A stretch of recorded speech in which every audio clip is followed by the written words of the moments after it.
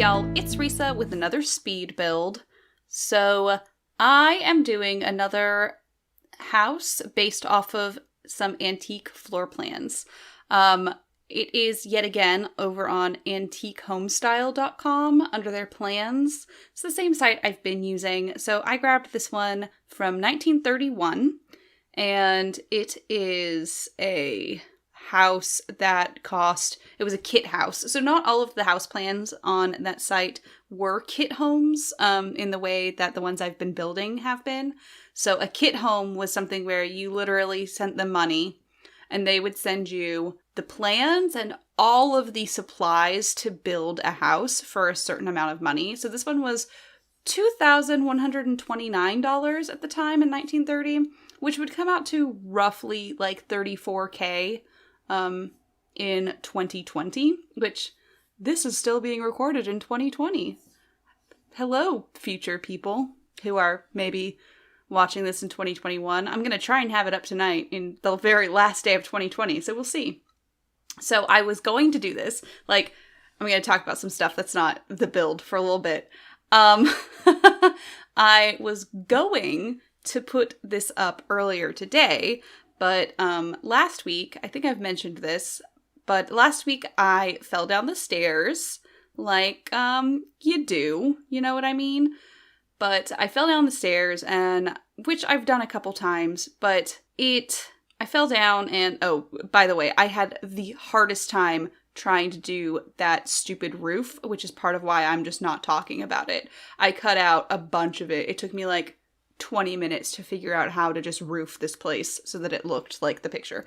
But yeah, so I fell down the stairs last week. I was hurting. I thought I just dislocated one of my ribs, which is something that happens to me quite a bit as someone with Ehlers-Danlos syndrome, which I've talked about before. And basically, I thought I had just had dislocated rib, but it is not. That wasn't the case. And it was still hurting a week later. So I decided to go into urgent care and have them look at my ribs, basically, take some x-rays to make sure it wasn't broken, because I do a lot of physical therapy and stuff like that. At least I try to, for my pain. And I do a lot of stretching and twisting and folding over and stuff that's not really good if you have a broken rib or a cracked rib. So I was just trying to be safe and go to the doctor and see what they thought. And it turns out, no, it's not broken. It's just badly bruised and it hurts a bunch. So that was what I was doing today. I just, got stuck in the waiting room for quite a while. And, and then they were like, okay, I had an x-ray, and then they came back and they're like, it's not broken. We're just going to go get your discharge papers and you can go home. And I was like, cool. And then they just disappeared. They were just gone for it was at least half an hour before they finally came back. By the way, if you want to know how I just did that, put the what's it called? It's not the freeze, but the thing I just did on just one wall of a room, so it didn't pop through the roof like it normally would, because it will just do the entire room if you don't. You just use shift. Is it shift? It's either shift or control. I think it's shift. When you go to place it, and then it only goes around the wall that you're currently on. So that's good. But yeah, so I just kind of was at the urgent care all day. So I literally forgot I was supposed to do anything else today because I was at urgent care. And it just wasn't fun. And you know what I hate? Is that I'm in urgent care, it was connected to the hospital, right? And some guy is just in there, and he gets a phone call in the waiting room, which, by the way, you're really not supposed to be on your phone in the waiting room. And he not only answers his cell phone, but he then takes off his mask to answer. And it's like, excuse me, sir. Sir.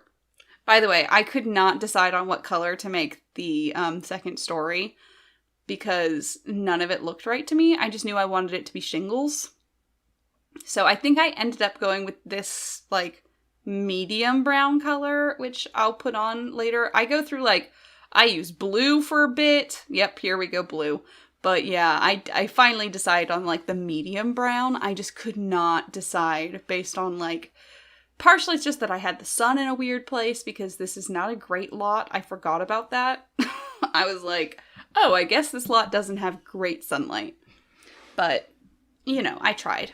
But yeah, the dude just going back and forth between talking about the build and talking about my urgent care experience. I did have trouble deciding which shuttered windows I wanted. I did end up just going for the ones where you could do like half and half, but not because I really wanted to. It's just the only ones that, like, I could use. But the guy just takes off his mask. Just completely takes it off so he can answer his phone. And it's like, dude, that's not how this works. That's not how any of this works. But, you know, he did it anyway. And then there was another woman in the waiting room who just straight up didn't have, like, she just pulled her mask down over for, like, just over her mouth and not on her nose. And I want to know, people who do this, I really, really want to know where they think they breathe from. Like, that's my question, is where do you think you breathe from? How are you deciding that you can just not have it over your nose? Do you not realize you're breathing out of your nose? Or do you just not care that you're breathing out of your nose? It just doesn't matter to you that, like, you're breathing out of it. Like, I'm so concerned. Honestly. Just incredibly concerned as to what these people, like, what is their thought process?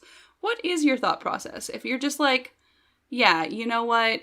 Sure, I'm not, you're like, I'm gonna put on a mask, right? I will do what they say and put on the mask, but I refuse to put it over my nose? Like, what is going on there? Do you not realize you need it over your nose? Are you just, like, sticking it to the man or something? Like, what is going on? Why? I don't understand. I really just don't. Because it's like, I am someone who, it's hard for me to breathe in a mask because I have something called vocal cord dysfunction. If I don't breathe in, like, sharp enough sometimes, like, strongly enough, my vocal cords, like, slam together, and it makes me feel like I can't breathe. So, like, wearing a mask kind of makes me feel like that sometimes, but, like, I do it because I don't want to spread anything. So, I don't understand just, like, people being like, nope, can't wear it. Time to just have it, like, out from my nose. I just don't get it. I honestly just do not understand. So yeah, I skipped over in the build. I cut out doing the bathrooms because I didn't think that they were, like, necessary. You guys weren't gonna, like, get anything out of it watching me do the bathrooms because they were just, I just did them, you know? Like, they're nothing special. I did like the fact that they have those little, like, topiaries in pots in the picture, so I was able to pretty much get exactly that. I absolutely love that that's how that worked out. So, you know, for some reason I have a lot of trouble trying to get, like, the vines on the sides of houses to look okay and to just look fine. But I was excited to put those, like, I don't know what those are called. But they're like a beam, right? Or whatever it is. And I got that off the side of the house, even though it's not, like, exactly right, but it was right enough, in my opinion. And then I was pretty much able to get, like, there wasn't that much in the way of landscaping on this, like, picture. So I just was kind of doing what I could. And it ends up being kind of cute, I think. I like the, like, circle of bushes around another bush. It's very interesting. Like, I'm not super into it, but it's interesting. I used that unkempt shrubbery. I don't know if that's actually what it's called. It's just what I call it. And I sized it down because I thought it looked good in this instance. I don't know. And I just like to use a bunch of, like, the trees that look like the ones that are around in this area. So that's an oak tree, those are the evergreens, and I think it's the magnolia tree. I don't remember what that one's actually is called, but yeah, that one.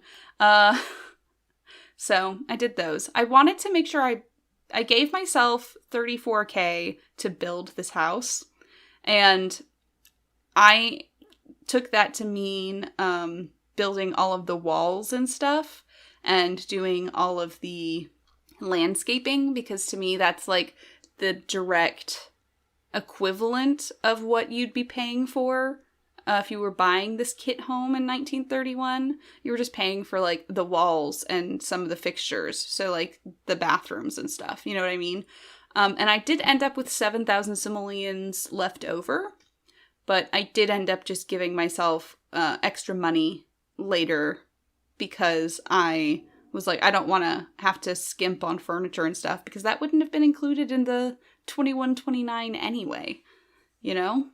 So I tried to do, like, I did some research. I did a couple Google searches on what, like, 1930s, like, interior design was like, and most of what I could find was just, like, the super modern stuff that was going on, and, like kind of Art Deco looking stuff. And I'm like, that's not exactly what I'm thinking of. I would like to know, like, what actual houses looked like, not what, like, fancy rich people houses looked like. You know what I mean? That's not what I was going for. I was going for, like, family homes kind of a thing. You know what I mean? So I found that a lot of the ones that were, like, 1931, it's a lot of just, like, leftover stuff. So you have a lot of things that are just like people who still have their grandma's furniture and stuff like that, because the Great Depression, so people weren't exactly buying new things. So I just kind of went for like really bad wallpapers, and big thick curtains, because that to me seems very much for the time. Interestingly enough, the, like, kitchens and stuff were mostly just really bad wallpaper still. So I just went for the one with the tiles on it, though, from Parenthood, because I did not want to have to, like, put that much terrible wallpaper everywhere, because that's the thing. It was all just terrible wallpaper. And all the stuff I was looking at, it's just, like, god-awful wallpaper. Like, you get some, like, that flower pattern one I have in, like, the entryway and everything, that's pretty much what every room was like, and I could not make myself do it.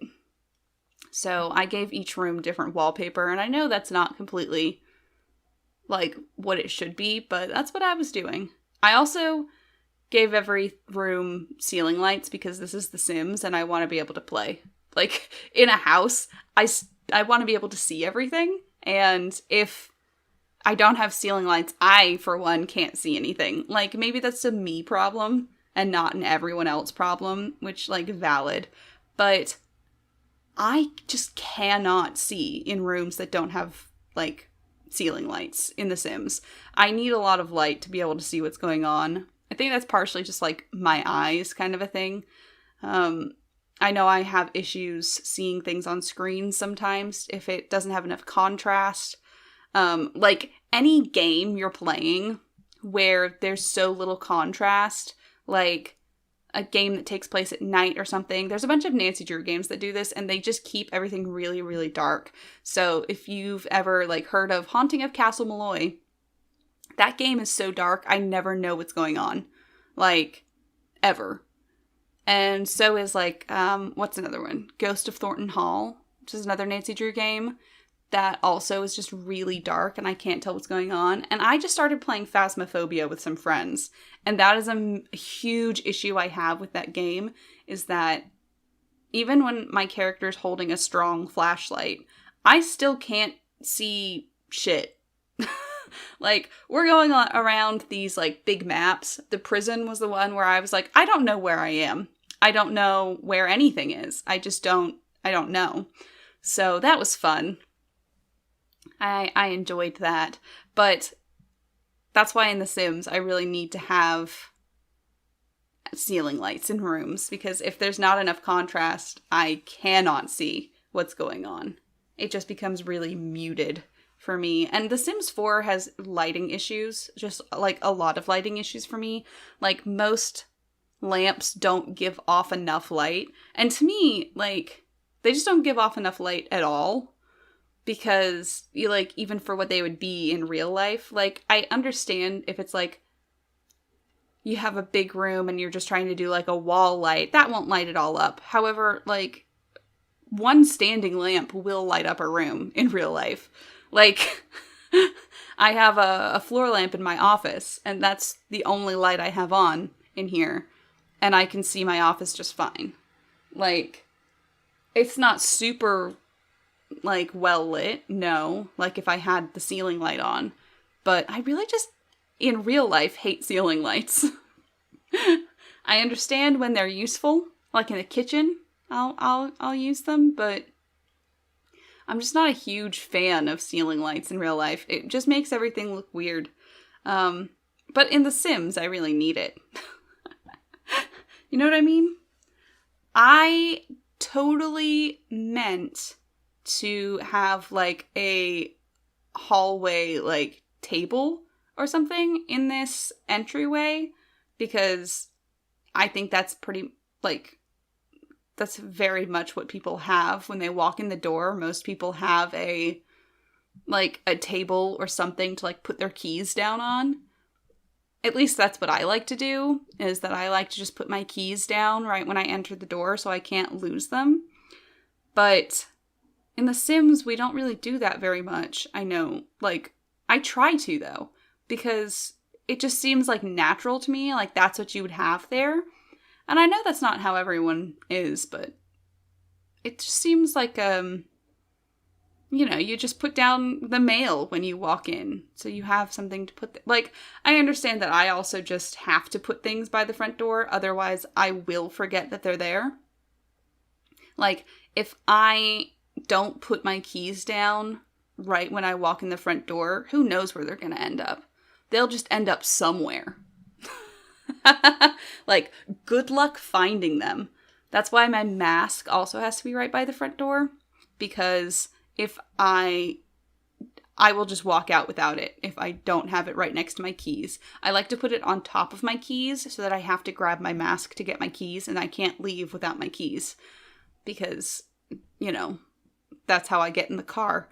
So that helps a lot. And if you're having trouble remembering your mask, I recommend doing something like that. Oh my God. So I went to FedEx to return, well, it doesn't matter. I was going there to mail something, right?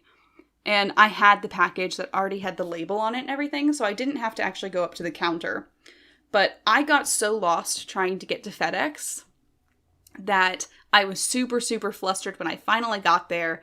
I got all the way inside the store before realizing that I forgot to put my mask back on. I was so frustrated and overwhelmed trying to figure out where I was supposed to turn. I ended up going in like this huge circle, like, and going back where I was already, like, where I had turned. I had to go like further down because there are so many one-way streets here. It's ridiculous. So I was so frustrated at that I just didn't notice when I got out of the car. But thankfully, the drop box was like right inside the door. So I was already like putting my stuff in the drop box before I realized that I didn't have a mask on. So I was able to just book it out of there. I just felt so silly. Like, I didn't want someone to think that I was just like an anti-masker. You know what I mean? Like, I want everyone to understand that I didn't do that on purpose. I'm not maybe that's what other people are doing. They just forget, you know? They just aren't paying attention and they just forget. But I don't think that explains people just letting it slip down over their nose. Because if you're already wearing it, you're wearing it correctly, right? Like, I don't know. Yet again, I'm just unsure. I don't know what goes through other people's heads. I don't know. It's just one of those things that's just been killing me. When I go to Kroger, when I go to the grocery store, there's always someone at the store with it down under their nose. And I just want to ask them. Do you know that you breathe through your nose? Are you aware? You know? Because maybe they're not. Maybe they're not aware of that. Or I think that it's also partially just like people are kind of misinformed about a lot of stuff, right? So they could just not understand because what they read didn't talk about like the spread through aerosols as much. So they're more focused on like cleaning their hands and stuff, which is also good. You should definitely be cleaning your hands. But like transmission via fomites, so stuff like on things, it's so incredibly low that they're not even sure it has happened. So the main spread is through aerosols, so water droplets just in the air that just stick around. So that's why it's important to cover all of your air openings. Just cover it all. That way nothing gets out. So now that I've told you guys about my doctor visit and about how COVID is just, you know, you guys wanted some COVID transmission information, of course. That's why you came to this Sims YouTube video. Yeah, that's what you guys wanted. But I am coming to the end of that video now. I'm doing some stuff in the backyard. I didn't have any reference shots for the back of the house, so I was just kind of doing what I was doing. So this lot is up on the gallery under my ID kookykitt. If you want to download it and give it a updated interior, I guess, that'd be pretty cool. If you want to watch me do this kind of thing live, you can find me on my Twitch channel, Krollmeister Sisters. And I haven't been playing too much Sims, but I am trying to get back into it. If you guys like this video and you want to see more like it, make sure you subscribe to the channel if you haven't already, and hit that bell button to get a notification every time I post a new video. If you guys like this video, make sure you give it a big ol' thumbs up and leave a comment telling me what you like about it and what you want me to build in the future. Thank you guys so much for watching, and peace out, y'all.